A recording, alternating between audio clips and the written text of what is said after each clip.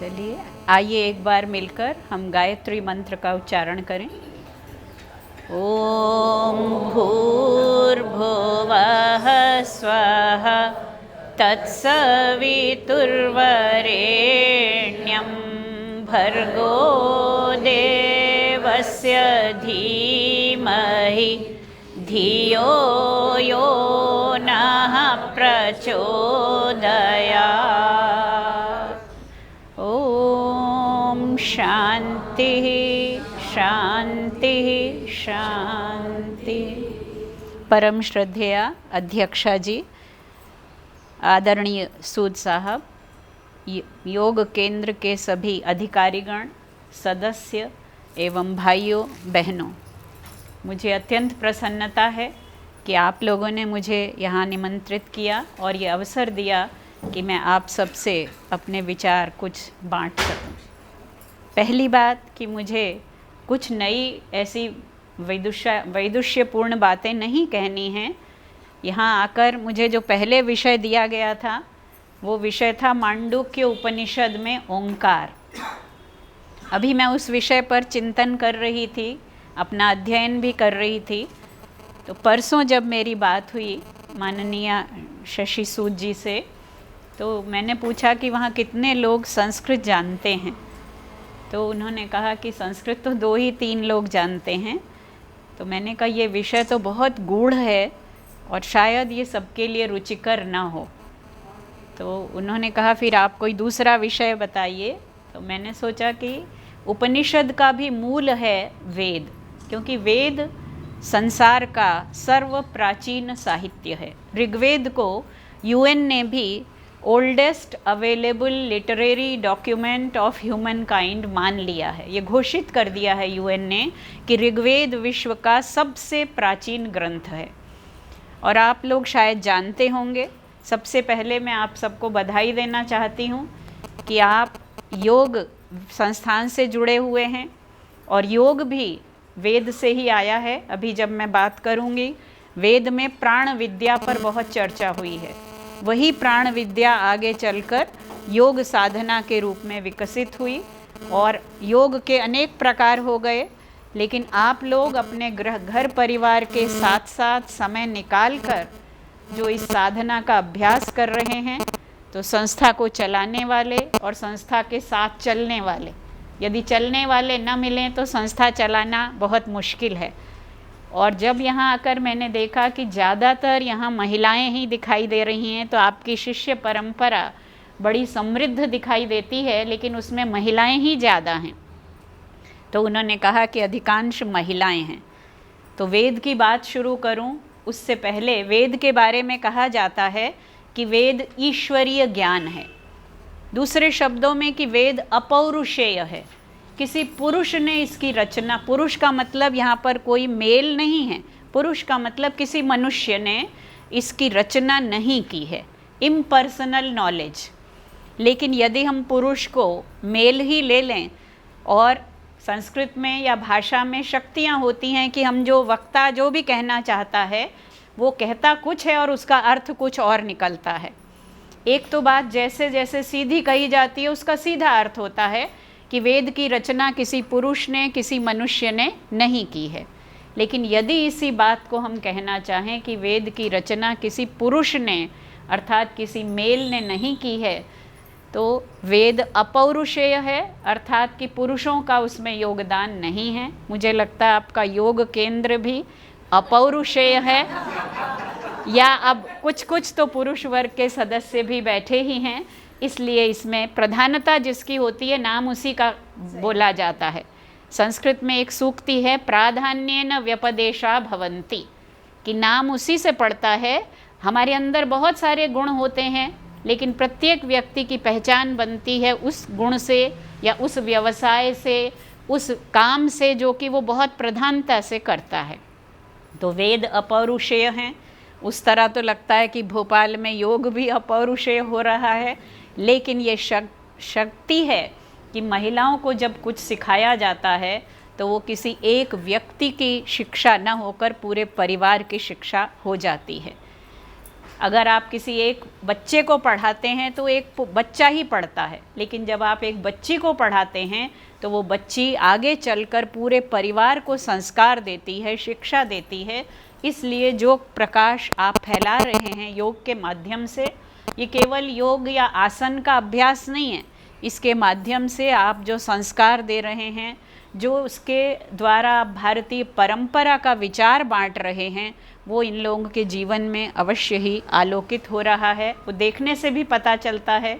जबकि आज के भौतिकतावादी युग में अधिकतर महिलाएं किटी पार्टी में या कहीं कहीं अन्यत्र जाना पसंद करती हैं।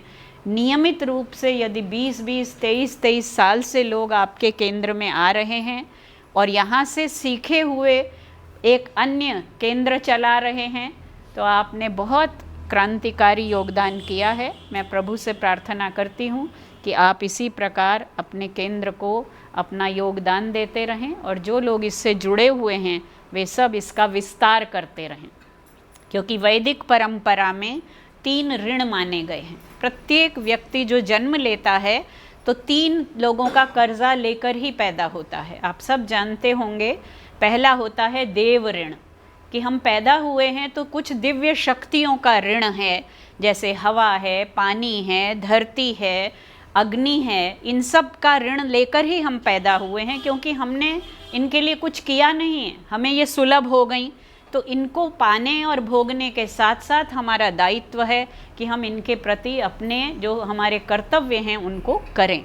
तो ये देव ऋण से उऋण होने के लिए देव यज्ञ अर्थात अग्निहोत्र का विधान किया गया। फिर होता है पितृ ऋण, कि माता पिता ने हमें जन्म दिया, शिक्षित किया, संस्कार दिए, उन माता पिता के प्रति जो हमारा ऋण है वो कैसे चुकाया जाएगा? माता पिता की सेवा करके, उनके द्वारा दिखाए हुए मार्ग पर चलते रहकर पितृ ऋण से उऋण होते हैं।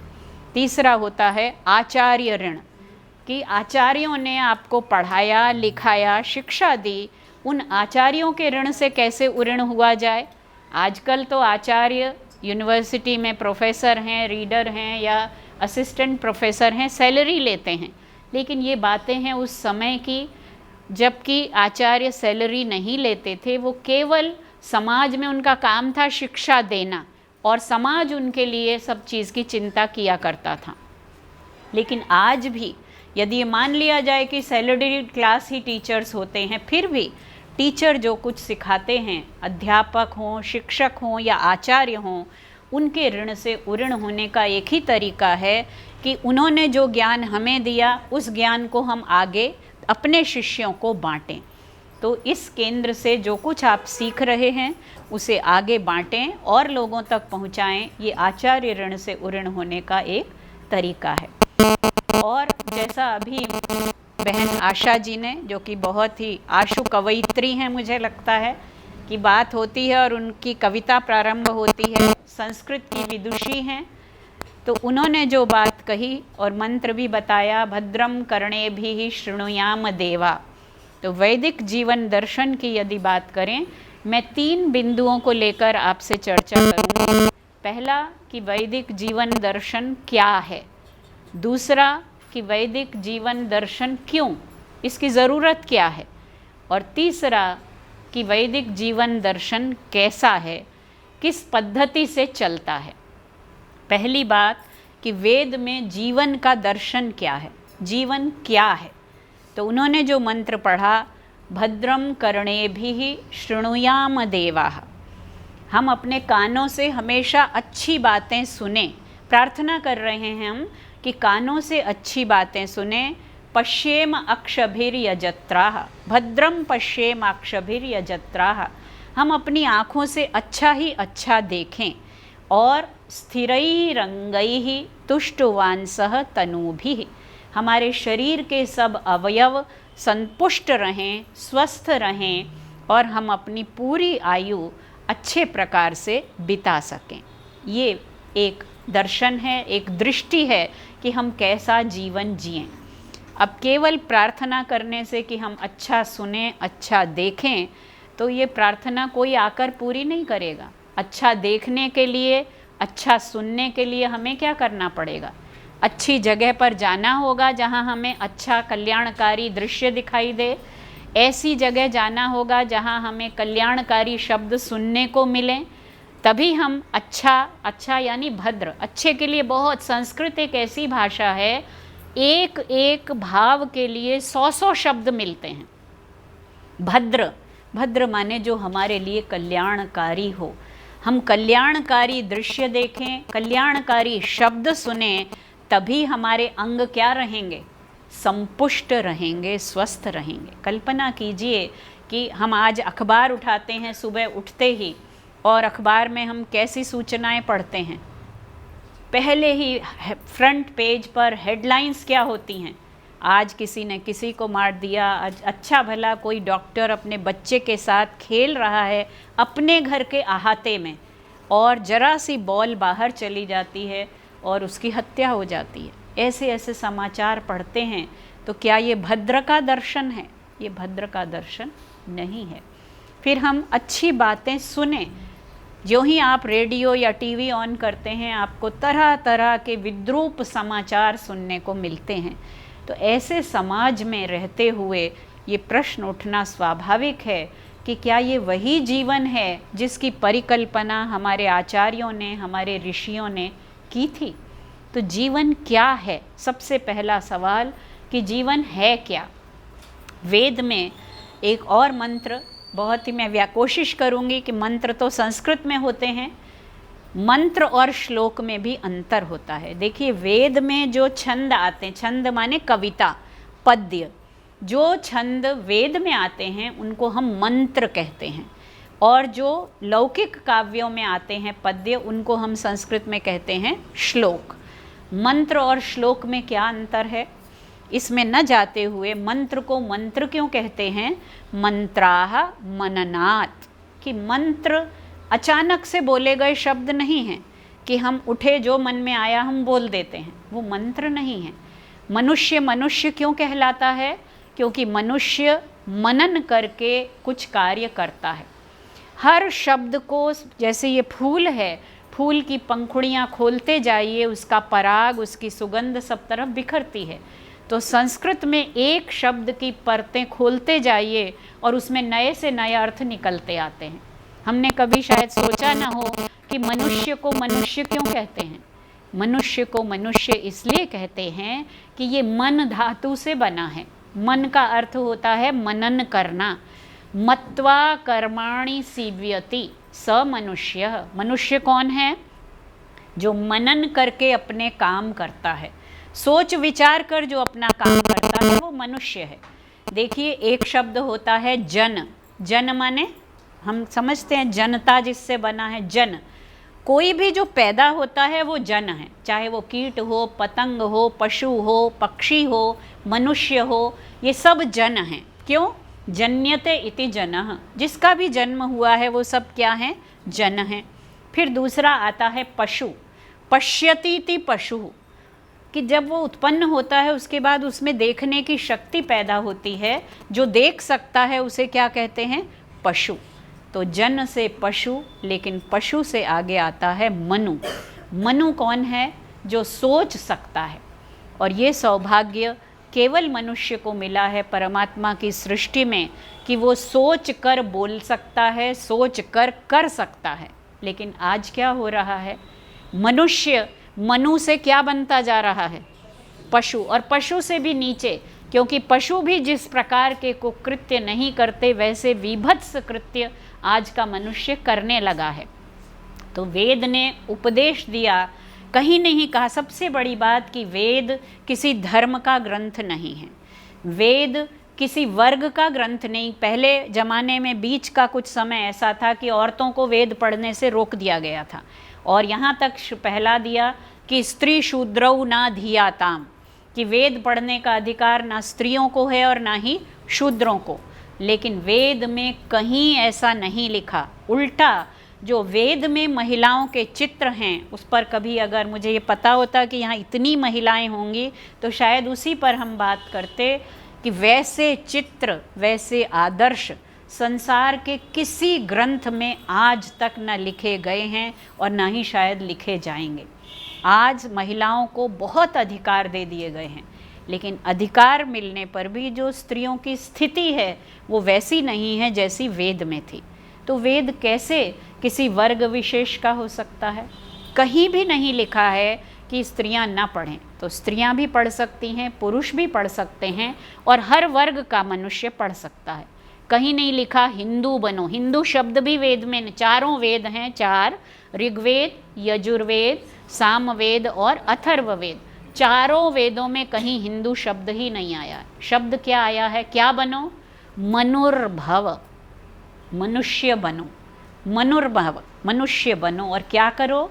जनया दैव्यम जनम, तुम तो मनुष्य बनो, तुम जन हो चुके हो। जन होना कोई गौरव की बात नहीं है। कीट पतंग, वर्षा होती है और बल्ब के ऊपर कैसे कीट आ जाते हैं, उसी समय जन्मते हैं और उसी समय मर जाते हैं, वो उनकी योनि है। जन्म लेते ही मृत्यु को प्राप्त होना, ये भी योनियाँ हैं। कुछ योनियाँ कर्म योनियाँ हैं, कुछ योनियाँ भोग योनियाँ हैं। ये भोग योनि है कि जन्म लिया और उसी क्षण उसको बस जन्म लेना था उस योनि में। लेकिन मनुष्य की योनि कैसी है?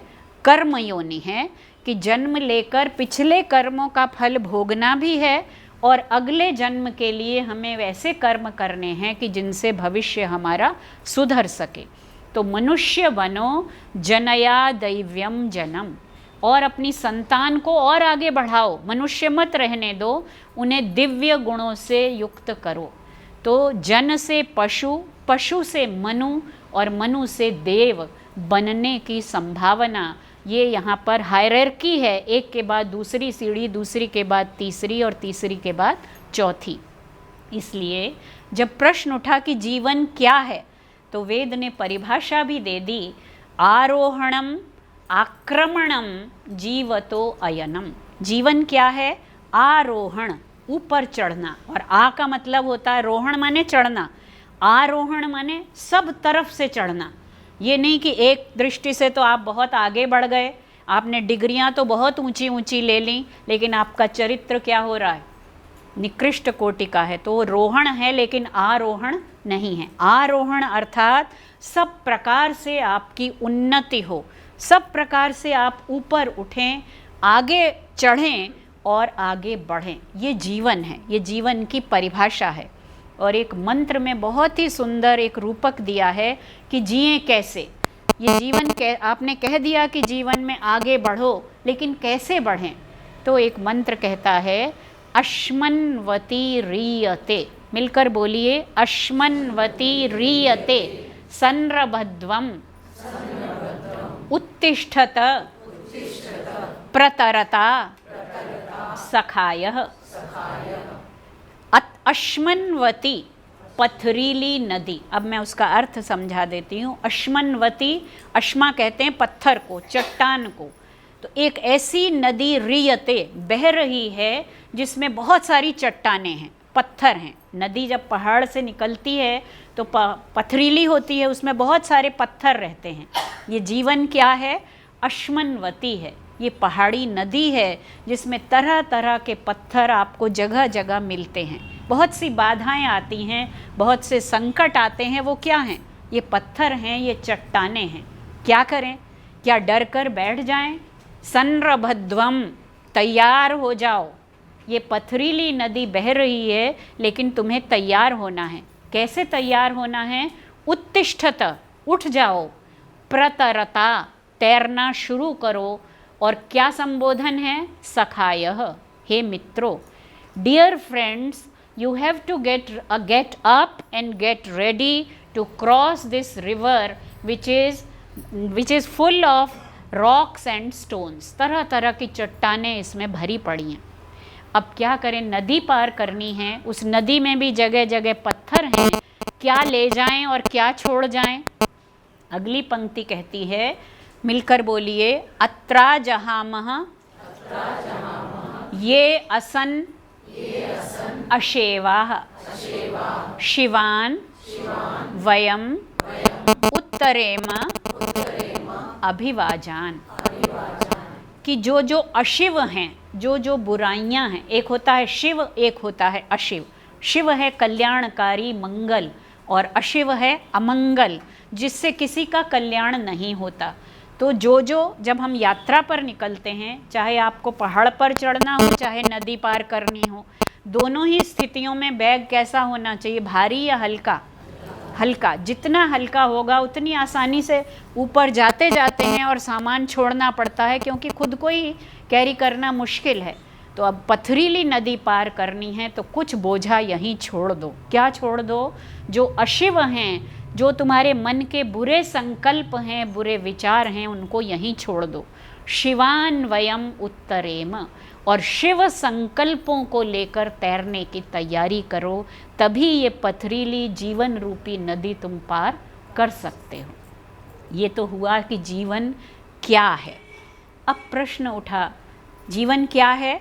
आगे बढ़ना, ऊपर चढ़ना, और एक हमें दृष्टांत दे दिया, एक एग्जाम्पल दे दिया। ये तो एक है, ऐसे हजारों आपको दृष्टांत मिल जाएंगे, क्योंकि चारों वेदों में मिलाकर लगभग 20,000 मंत्र हैं, और हर मंत्र में जीवन के लिए ऐसे ही सुंदर आपको संदेश मिलेंगे, ऐसी ही कोई ना कोई शिक्षा मिलेगी जो आपके जीवन को जहाँ आप हैं वहाँ से आगे बढ़ने की प्रेरणा देगी।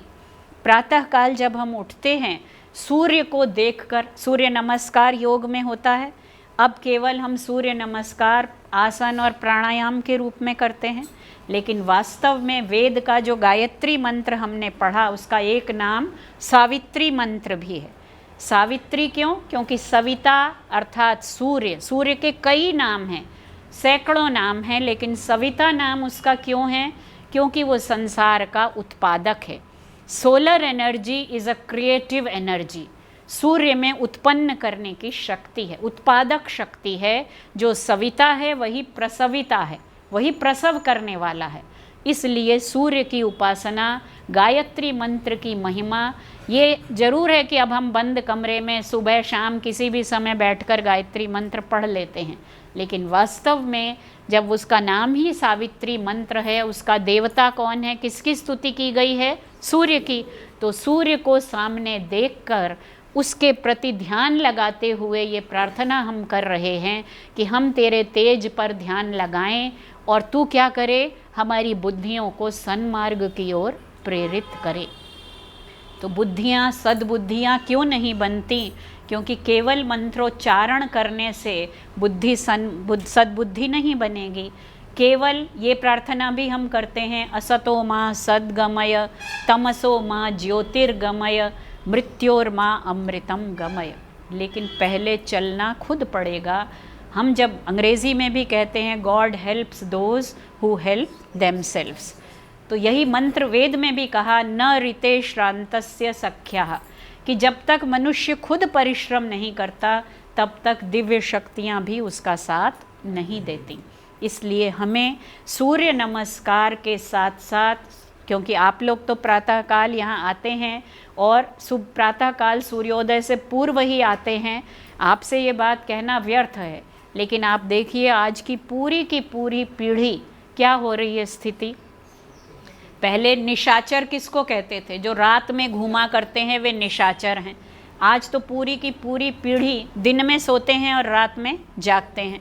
सारा काम, क्योंकि अब अमेरिका से सारा हमारा कॉरपोरेट कल्चर चलता है, जब वहाँ दिन होता है तो यहाँ रात होती है, इसलिए रात भर जाग कर हमारा व्यवसाय चलता है।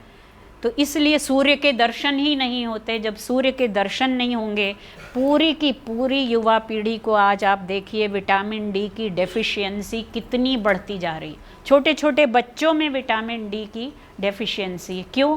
पहले लोग धूप में बैठते थे, अब एक तो रात भर जागना, दिन में सोना, सूर्य का दर्शन ही नहीं। हर जगह एयर कंडीशन की कल्चर है, धूप में बैठना बर्दाश्त ही नहीं होता है। तो ये सब हम प्रकृति के विपरीत जा रहे हैं। जबकि वेदों के जो मंत्र हैं, वेदों में जो देवता हैं, सबसे बड़ी बात, वो देवता आज की तरह साकार देवता नहीं है। वेद में जितने भी देवता हैं, उषा है, पर्जन्य वर्षा है, मरुत वायु है, पृथ्वी देवता है, धरती है, अग्नि है, जिसका भी नाम लीजिए, प्रकृति में जो अरण्यानी वन देवी एक देवता है, तो एक एक प्राकृतिक तत्व आप गिनाते जाइए और उन्हीं की स्तुतियाँ की गई हैं। इससे क्या सिद्ध होता है कि वेद मंत्र प्रकृति के प्रांगण में ही प्रकाशित हुए, लिखा किसी ने नहीं, बल्कि वेद का तो नाम ही है श्रुति। वेदों का प्रकाशन नहीं होता था पहले, इनको लिखा जाना भी गलत मानते थे, क्योंकि श्रुति गुरु पहले, सबसे पहले ऋषियों के अंतःकरण में इनका प्रकाश हुआ। उसके बाद एक ऋषि ने अपने शिष्यों को, उन्होंने अपने शिष्यों को, उन्होंने अपने शिष्यों को, जैसा अभी आप गीता के बारे में बता रहे थे कि ये ज्ञान किसने किसको दिया, पहले विवस्वान ने मनु को दिया, फिर मनु ने आगे, इस प्रकार ये परंपरा चलती रहती है। तो श्रुति अर्थात जो सुना जाए, वहाँ पर पढ़ने का कहीं हमें उल्लेख नहीं मिलता वेद में, श्रवण का मिलता है, मनन का मिलता है कि सुनो, लेकिन इधर से सुन के इधर से निकालो नहीं, श्रवण के बाद क्या करो, मनन। कोरा श्रवण भी किसी लाभ के लिए नहीं है। तो इसलिए वेद में जीवन की जो परिभाषा दी, आगे बढ़ना, ऊपर चढ़ना, उसके लिए एक और बहुत ही सुंदर मंत्र है जो संध्या में, हमारी संध्या होती है, 2 संधियां हैं, एक प्रातःकाल की संधि है और एक सायंकाल की संधि है। जब प्रातः और रात्रि और प्रातः मिल रहे हैं वो प्रातःकालीन संधि है, जब सूर्योदय हो रहा है। दूसरी संधि काल की संधि है कि जब हमारा सूर्य अस्त हो रहा है और चंद्रमा उदय हो रहा है, वो दूसरी संधि है। संधि वेला में जो ध्यान लगाने का हमारे यहाँ विधान है उसका नाम है संध्या। संध्या में कुछ मंत्र रख दिए कि इनको प्रातः सायं पढ़ा जाए।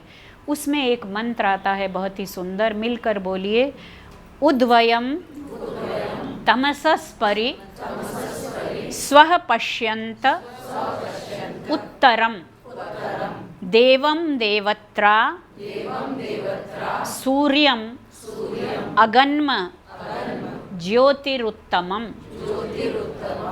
उद्वयम, हम, उद्वयम का अर्थ है कि हम, वयम माने हम, उद माने ऊपर। आप देखिए विश्व में, सृष्टि में जितनी भी योनियां हैं, जितने भी प्राणी हैं, सबका सिर किधर की तरफ है? किसी भी प्राणी का सिर ऊपर की तरफ नहीं है। सबका सिर कैसा है? जो रेप्टाइल्स हैं उनका तो है ही, जो पशु हैं, पक्षी हैं, चतुष्पाद हैं या द्विपाद हैं, पक्षी द्विपाद भी होते हैं, उनके भी 2 पैर होते हैं, लेकिन सिर उनका कैसा है? इसी प्रकार है। केवल मनुष्य है जो इस प्रकार ऊर्ध्वमुखी है, जिसका सिर हमेशा कैसा है? जैसे ही वो खड़ा होता है, मनुष्य का सिर किधर है? ऊपर। तो उद्वयम, हमें प्रभु ने कैसा बनाया? ऊपर की तरफ बनाया, ऊर्ध्वमुखी बनाया ही है। इसलिए हमें क्या करना है? तमसः परे, अंधकार से परे, उत से उत्तर, उत से बढ़कर क्या है? उत्तर। अंग्रेज़ी में हम जब ग्रामर पढ़ते हैं तो 3 डिग्रियां होती हैं। पहली डिग्री कौन सी होती है? पॉजिटिव, दूसरी कंपैरेटिव और तीसरी सुपरलेटिव।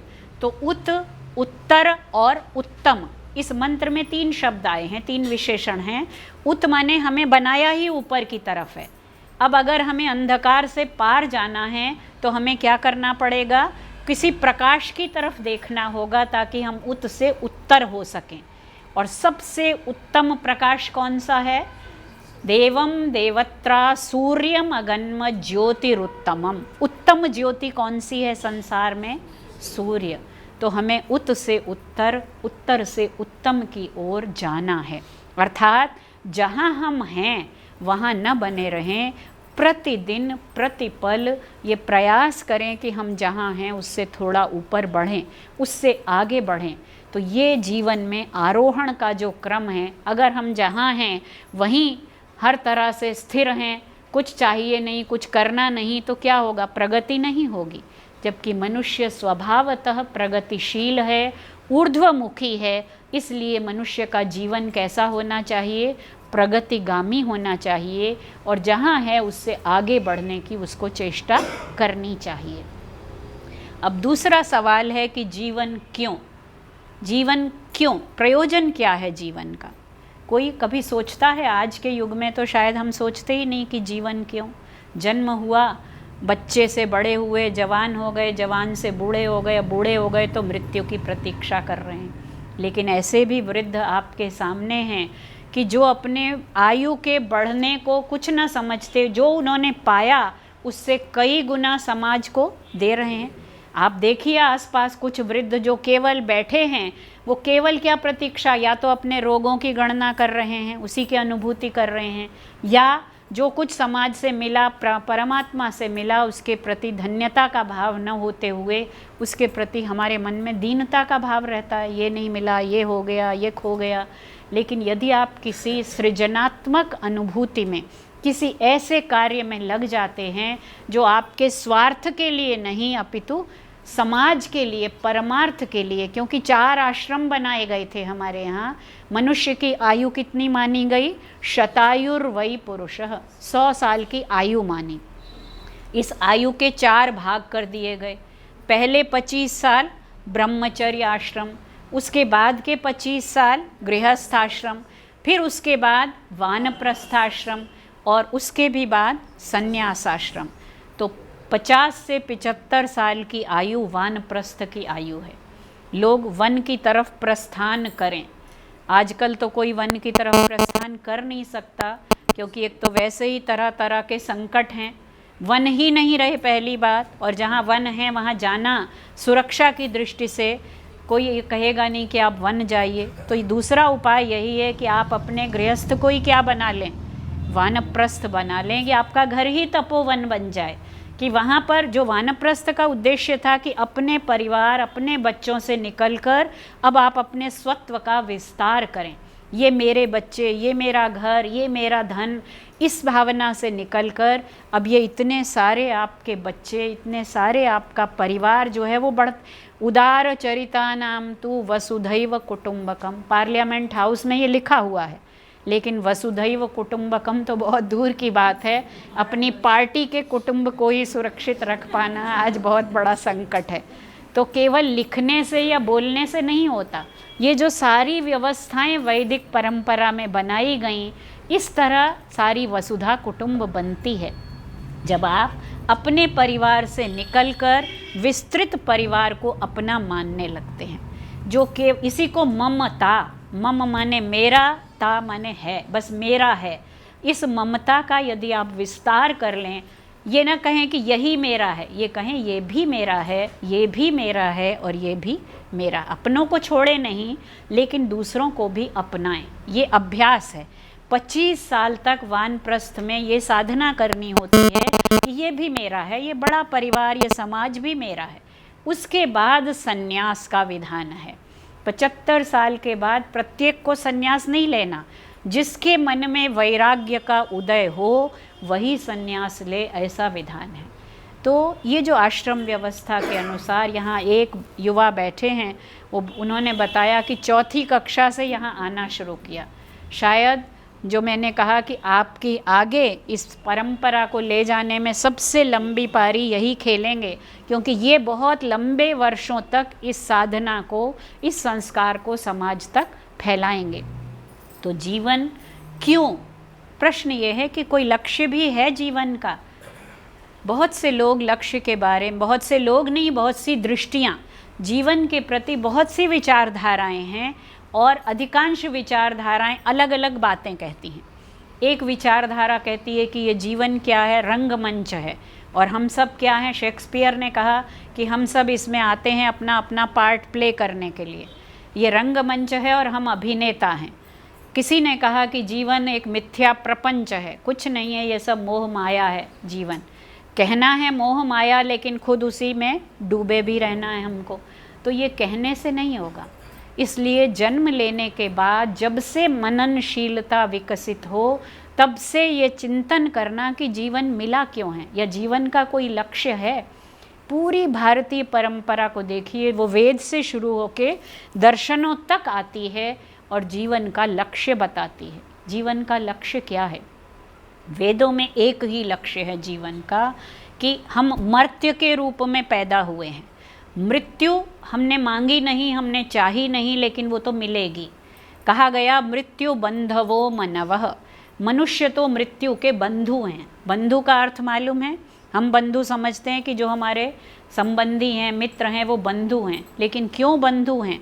बंध धातु का मतलब जो आपस में जोड़कर बांध कर रखे, इसीलिए एक शब्द बना बंध से संबंध, जो अच्छी प्रकार बंधा हुआ, सम्यक बंध जो है वो संबंध है, और दूसरा है बंधन। कारागार में डाल दिया तो क्या हो गया? बंधन। और जब हम प्रेम पूर्वक किसी से मिलते हैं तो हमारा उससे क्या होता है? संबंध। वही रूट है, लेकिन उसके पहले प्रीफिक्स बदल गया तो अर्थ बदल गया। ये भी संस्कृत का कमाल है कि संबंध और बंधन, एक में सफिक्स बदल गया और एक में प्रीफिक्स कुछ और लगा दिया तो अर्थ बदल जाते हैं। तो इसलिए ये मृत्यु मनुष्यों के लिए क्या है? मृत्यु बंधवो मनवः। मृत्यु तो मनुष्यों का बंधु है, अर्थात वो बंधी हुई है। जब जन्म लिया तभी मृत्यु साथ में बंधी हुई है। मृत्युरापद्यते मृत्युर्जन्म देहवताम वीर देहेन सह जायते। महाभारत में लिखा कि देहधारी जो मनुष्य हैं, मृत्यु तो उनके जन्म लेते ही पैदा हो जाती है। जैसे ही वो माँ सोचती है ये बच्चा जन्मा है, लेकिन उसके जन्म के साथ क्या पैदा हो गई? मृत्यु भी पैदा हो गई। तो क्या मृत्यु ही जीवन का लक्ष्य है? ये लक्ष्य तो वो होता है जो हम चाहते हैं, जिसके लिए हम प्रयास करते हैं, the one for which we aspire and we strive, जो हम एफर्ट करते हैं। मृत्यु के लिए हम कुछ करें ना करें, खाएं पिएं सोते रहें पशुओं की भांति, तब भी क्या होगा? मृत्यु आएगी। और एक्टिव लाइफ लीड करें तब भी मृत्यु थोड़ी देर से आएगी अवश्य। तो लक्ष्य क्या है? मृत्यु लक्ष्य नहीं है। लक्ष्य है मृत्यु से पार जाना। हम प्रार्थना करते हैं मृत्यो माँ अमृतम गमय, मृत्यु से मुझे पार ले जाओ। किसकी तरफ? अमृत की तरफ। कैसे जाएंगे मृत्यु से अमृत? इसी शरीर में मृत्यु है और इसी शरीर में अमृत है। अब बात आती है योग की। आप योग में क्या करते हैं? प्राणायाम के अंतर्गत प्राण और अपान वायु हैं। देखिए, प्राण में भी वही धातु है अन, और अपान में भी वही है। प्र लगाया तो प्राण बन गया, और अप लगाया तो अपान। धातु है अन, अन माने सांस लेना। To breathe in is prana and to breathe out is apana. बाहर निकाली तो अपान हो गई और अंदर ली तो वो प्राण हो गई। तो ये जो प्राण विद्या है, वेद की व्याख्या जिन ग्रंथों में की, उन्होंने लिखा प्राणाः एव अमृताः, कि इसी शरीर के भीतर जो प्राण है वो तो अमृत है, और देह क्या है? देह मृत्यु है। मरेगा कौन? देह मरेगा, लेकिन प्राण कभी प्राण जो है वो आत्मा का प्रतीक मानकर कहा। प्राण सूक्ष्म है, और जितना स्थूल होता है वो नष्ट होता चला जाता है, और स्थूल से सूक्ष्म में वो, जिसको आपने कहा रूपांतरण, ट्रांसफॉर्मेशन होता रहता है। स्थूल सूक्ष्म में और सूक्ष्म स्थूल में, ये चलता रहता है सृष्टि का क्रम। तो प्राण जो है वो सूक्ष्म है, प्राण अमृत है, इसलिए प्राण की साधना करना। लेकिन क्या शुरू ही प्राण से करेंगे? नहीं। वेद में कहा कि ये शरीर भले ही मर्त्य है, मरणशील है, लेकिन ये शरीर अधिष्ठान है, ये एबोर्ड है। This is the substratum of what we are. जो भी हमारा आत्मा है, प्राण है, वो सब रहते किस में हैं? इस शरीर में। इसलिए शरीर की भी उपेक्षा नहीं करनी। हमारा शरीर कैसा हो? हर जगह वेद में प्रार्थनाएं हैं, अश्मा भवतु नस्तनु। तनु माने शरीर। हमारा शरीर कैसा हो जाए? अश्मा भवतु, चट्टान की तरह स्थिर हो जाए, सुदृढ़ हो जाए। अग्नि, हम जब अग्नि की उपासना करते हैं तो कहते हैं, हे अग्नि, मेरे तनु में, मेरे शरीर में जो जो कमी है उसे तू पूरा कर दे, उसे दूर कर दे। तो शरीर स्वस्थ हो तभी उसमें प्राण की साधना हो सकती है। अगर शरीर स्वस्थ नहीं है तो प्राण की साधना भी पूरी नहीं होगी, भली भांति नहीं होगी, या उसका वो फल नहीं मिलेगा जो हम चाहते हैं। तो शरीर पहला साधन है। कालिदास ने कहा, शरीर माध्यम खलु धर्म साधनम। शरीर ही धर्म का पहला साधन है। इसलिए शरीर की भी हमें क्या करनी चाहिए? चिंता करनी चाहिए, देखभाल करनी चाहिए। लेकिन अंतर क्या है? आज की सभ्यता में, आज की संस्कृति में शरीर ही सब कुछ है। सारा जीवन किसकी देखभाल में बीत जाता है? शरीर की देखभाल में। और शरीर के ये वही हाल है कि गाड़ी को बाहर से चमकाते रहें और अंदर न तो कभी सफाई करें और ना ही जो अंदर गाड़ी में बैठने उसको तो देखें ही नहीं कि वो बैठा भी है कि नहीं, चाहे वो बंद शीशों में अंदर बैठा वो मृत्यु को ही प्राप्त क्यों ना हो। सारा आग्रह, सारा प्रयास किस पर है? बाहरी आवरण पर। तो ये देह आवरण है, ये देह, इसको मंदिर भी कहा, इसको देवपुरी भी कहा, लेकिन इसलिए कब तक? जब तक इसमें वो प्राण रूप ज्योति जल रही है तब तक ये देह पूजनीय है। और आप देखिए मृत्यु परांत वही शरीर होता है, वही प्रियजन होता है, लेकिन वो प्रिय अप्रिय हो जाता है। और जिसे हम एक पल के लिए भी अपने से दूर नहीं करना चाहते, उसे एक पल भी अपने घर में रखने के लिए तैयार नहीं होते। क्या चला गया? प्राण, वो अमृत तत्व उसमें से निकल गया। अब क्या बचा? केवल लक्ष्य क्या है? मृत्यु को पार करके अमृतत्व की ओर जाना, ये जीवन का लक्ष्य है। फिर पद्धति क्या है, कैसे जिएं? तो पहली बात जो मैंने बताई, शरीर के स्वास्थ्य का, शरीर की स्वच्छता का, शरीर की सशक्तता का ध्यान रखें। क्यों? क्योंकि वेद ने ही घोषणा कर दी, नायम आत्मा बलहीनेन लभ्यः। जो निर्बल है वो तो आत्मा को पाने के विषय में भी नहीं सोच सकता। सबल होना ज़रूरी है, बलवान होना ज़रूरी है। आत्मा को भी सबल बनाना है तो पहले कहाँ से शुरू करना पड़ेगा? शरीर से ही। शरीर बलिष्ठ होगा, स्वस्थ होगा, तभी हम उसके भीतर जो अन्य तत्व हैं उनके प्रति ध्यान देंगे। शरीर के बाद दूसरा तत्व है, शरीर से जो सूक्ष्म है वो है मन। शरीर को तो किसी तरह बांध के बैठा लीजिए, इंद्रियों को भी निगृहित करके आंखें बंद कर लीजिए, कान में आप रुई डाल दीजिए, सब कुछ कर लीजिए, लेकिन रोक नहीं सकते किसको? वहाँ आँख बंद है, कान बंद है, कमरा बंद है, लेकिन मन तो कहीं और पहुँचा हुआ है। जो गीता की बात आपने कही, मनो दुर्निग्रहम चलम, ये मन ऐसा है कि जितना आप उसे रोकेंगे उतना ही तेज़ी से वो भागता है। तो इसलिए वेद में पूरा कई मंत्र हैं, लेकिन यजुर्वेद में एक सूक्त है पूरे के पूरा, शिव संकल्प सूक्त। और जब हम बचपन में गुरुकुल में पढ़ते थे, सोते समय वो 6 मंत्र हैं उसमें, वो पढ़ाए जाते हैं।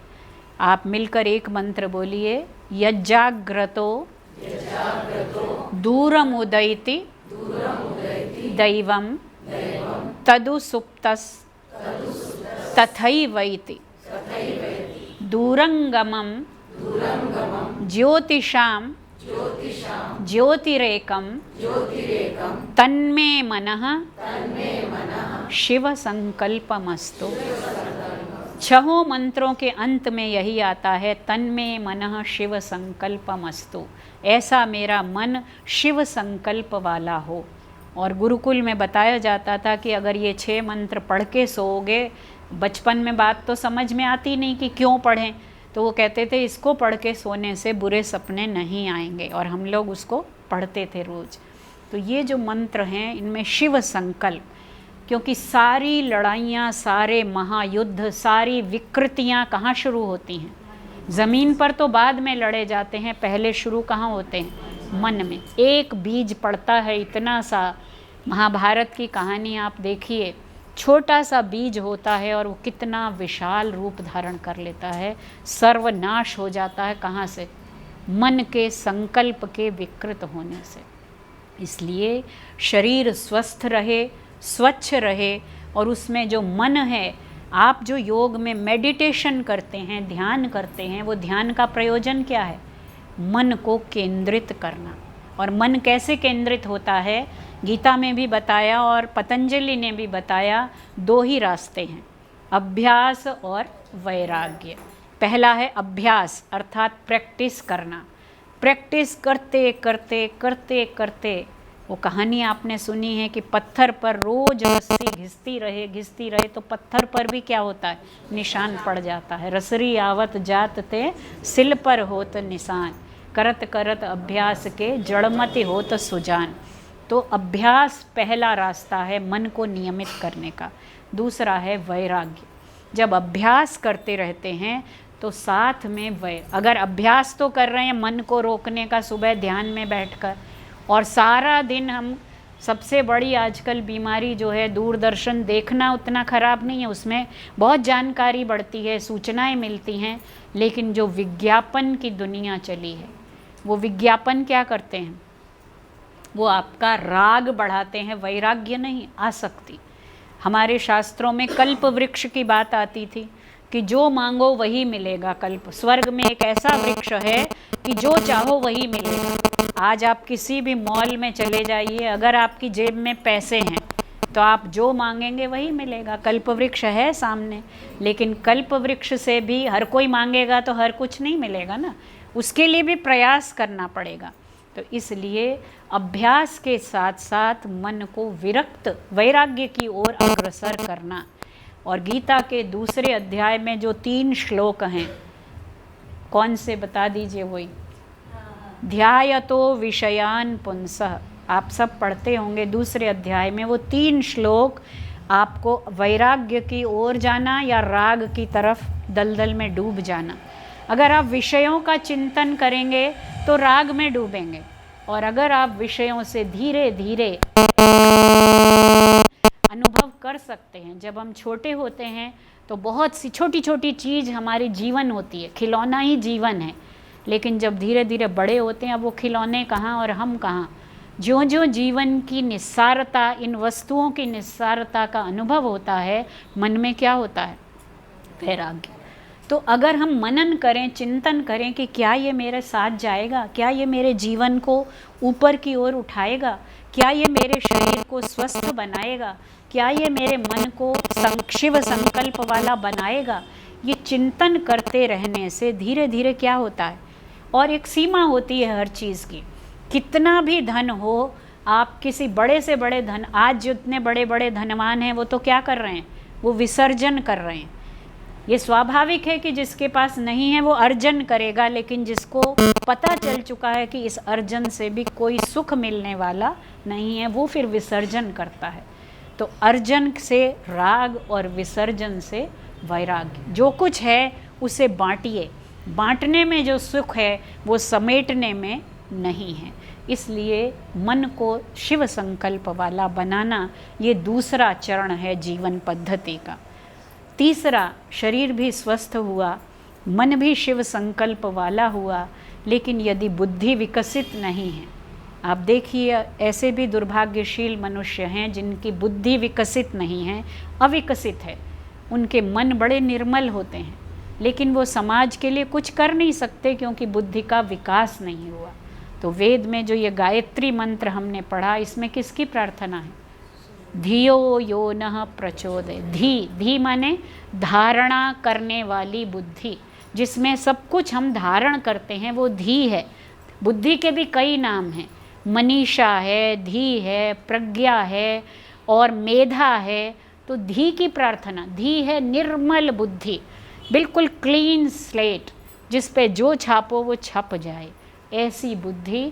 उसी को सन्मार्ग की ओर ले जा सकते हैं।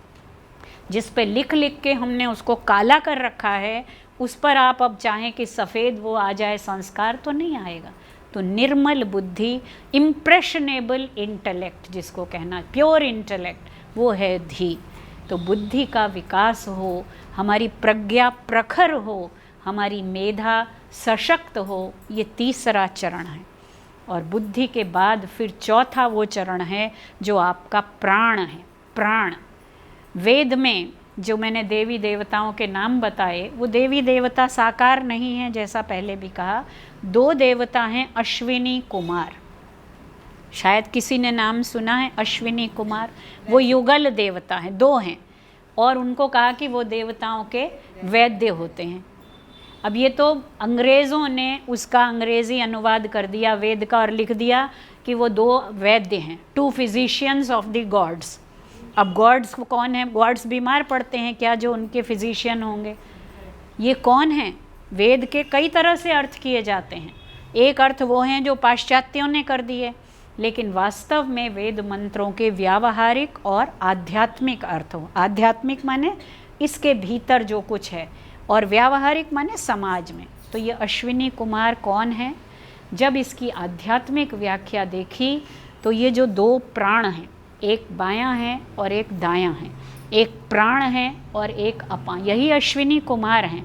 और अगर आपका प्राण स्वस्थ है, संयत है, संतुलित है, तो आपको वैद्य के पास जाना पड़ेगा। सारा रहस्य किसमें है? योग क्या सिखाता है? अपने प्राण को संयत, व्यवस्थित और संतुलन करना, यही है। तो ये अश्विनी कुमार का एक दूसरा भी नाम है वेद में, नासत्या। नासा माने ये दो नासिकाएं और त्य माने उसमें रहने वाले। तो सीधे सीधे नासत्या शब्द का अर्थ ही है जो नासा में रहते हैं। ये नासिकाओं के जो दो द्वार हैं, इनमें रहने वाले प्राण और अपान, ये अश्विनी कुमार दो युगल देव, यही वैद्य हैं, यही भिषक हैं, यही फिजिशियंस हैं। तो हमारे फिजिशियंस हमें दिए हुए हैं परमात्मा ने, लेकिन हम इस इंटरनल स्पिरिचुअल आध्यात्मिक फिजिशियन के पास न जाकर किसके पास जाते हैं? बाहरी फिजिशियन के पास। वो क्या करता है? थोड़ी देर के लिए उसको दबा देता है। लेकिन जो वैदिक चिंतन पद्धति है उसमें प्राण को इसीलिए अमृत कहा। सारा जीवन का संतुलन केंद्र कहाँ है? उसकी नाभि कहाँ है? वो प्राण में है। इसलिए प्राण जब तक प्रबल नहीं होगा, सशक्त नहीं होगा, तब तक जीवन सफल नहीं हो सकता। और जब देह आपकी स्वस्थ हो, जब मन आपका शिव संकल्प वाला हो, जब बुद्धि आपकी प्रखर हो, जब प्राण आपका स्वच्छ हो, संतुलित हो, तो आत्मा क्या होगा? जो घर में रहने वाला देही है, ये देह है और इसमें रहने वाला देही है। अगर घर मजबूत है, उसमें सारे जो उपकरण लगे हैं वो पूरी तरह से संतुलित हैं, उनकी पूरी देखभाल होती है, रिपेयर होती है, तो उसमें रहने वाले देही को क्या होगा? वो पूरी तरह से आनंद पूर्वक रह सकेगा। तो आत्मा कब सशक्त होगा? नायम आत्मा बलहीनेन लभ्य। वो आत्मा जब इस प्रकार के सबल देह में निवास करता है, जिसमें प्रज्ञा प्रखर है, मन पवित्र है और प्राण सशक्त है, तो जीवन, पूरी आयु का जीवन बीतेगा और मृत्यु के पार जाना ये लक्ष्य है हमारा। तो कैसे होगा?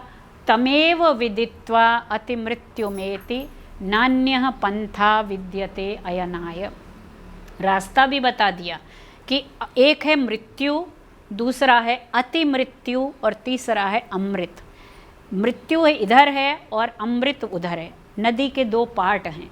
इधर से उधर जाना है तो किसको पार करना पड़ेगा? नदी को। तो हमें मृत्यु से अमृत की ओर जाना है तो मृत्यु के पार जाना है। पहले मृत्यु रूपी नदी को पार करना पड़ेगा। कैसे? तमेव विदित्वा, उसी को जानकर। किसे? बाहर नहीं, वही जो अंदर देही है, जो दिव्य ज्योति है। जब मृत्यु होती है तो एक दीपक जलाकर रख दिया जाता है, वो असली ज्योति बुझ गई और अब हमने बाहर एक ज्योति पुंज प्रतीक के रूप में रख दिया। तो ज्योति शाम ज्योति, वह सबसे बड़ी ज्योति है जो भीतर प्रज्वलित है, वो है आत्म चैतन्य की ज्योति। वो आत्म चैतन्य की ज्योति, उसे जाने बिना इस पार से उस पार जाना संभव नहीं है। तो जन्म से लेकर मृत्यु पर्यंत ये एक यात्रा है। और यात्रा, जब हम छोटी से छोटी भी यात्रा करते हैं तो तैयारी करते हैं, लेकिन ये यात्रा जिसकी हमने ना टिकट ली ना योजना बनाई, लेकिन वो अनअवॉइडेबल है। वो यात्रा तो नियत है, जब से जन्म लिया तब से नियत है, उसकी हम तैयारी नहीं करते हैं। तो वैदिक जीवन दर्शन कुछ नहीं है, जीवन जीने का और जीवन के पार जाने का एक सूत्र है, एक रास्ता है जो दिखाया गया है। और ऐसा कोई मुश्किल नहीं है। जीते हुए, अपने अपने कर्तव्य क्षेत्र में रहते हुए, जो जो हमें दायित्व मिले हैं उनका निर्वाह करते हुए भी ये हम न भूलें कि हमारा गंतव्य क्या है, हमारा लक्ष्य क्या है। उस लक्ष्य तक पहुँचने के लिए हमें सजग रहना है, तत्पर रहना है, तभी ये जीवन सफल हो सकता है। ये मैंने संक्षेप में बहुत ही सरल रीति से समझाने की कोशिश की। फिर भी यदि आपको कोई चीज़ ना समझ में आई हो या आप कोई जिज्ञासा या प्रश्न रखना चाहते हो, मैं धन्यवाद देती हूँ आप सबका कि आपने धैर्यपूर्वक मेरी बात